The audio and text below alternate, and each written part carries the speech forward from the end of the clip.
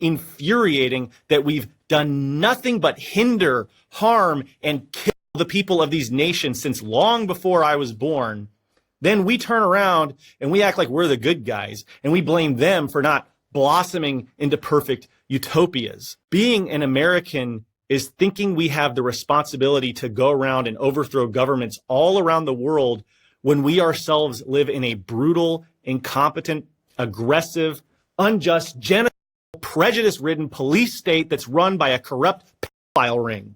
We should be a lot more concerned with our own government than the governments of these other nations. So you can just all the way off if you think you are in any position to judge Cuba or Iran or Venezuela.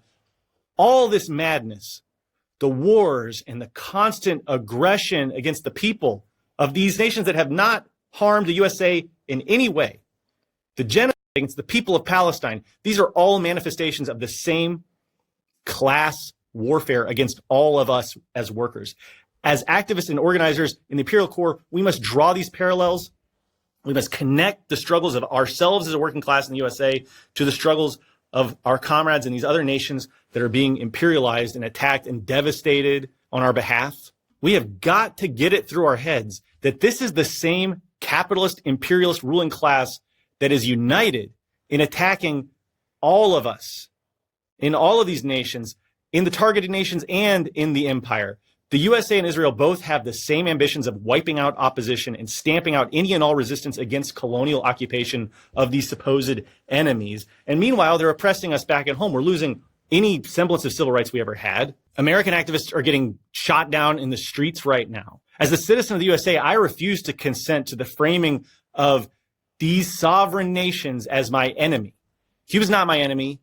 Iran's not my enemy. Venezuela's not my enemy. And I also proclaim here and now that my allegiance is not to the nation which I was born a citizen of, but to the global working class that I labor with and that I am oppressed with by the violent ruling capitalist imperialist class that is attacking and targeting all these other nations right now and targeting and attacking my own people back at home. The way I see it, public enemy number one, the threat to myself and my fellow workers around the world and in the USA is the USA. The USA threatens peace and stability for all of us everywhere.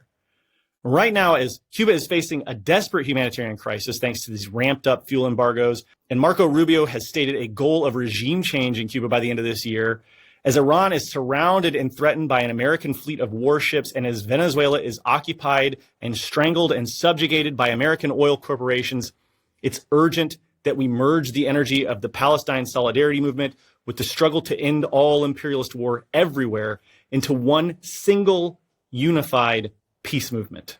We can do this just as we did with Palestine. We have to educate ourselves on the history and the current conditions of victim nations like Iran and Venezuela and Cuba, so we are able to immediately counter the "it's complicated" narrative with the hard and simple facts. They're going to trot out compradors and human rights experts. They're going to talk about the poor management of Cuba and Iran and the plight and the suffering, and it's all going to be in service of convincing you that the USA can, should, and must go and attack these nations, invade these nations, starve the people of these nations.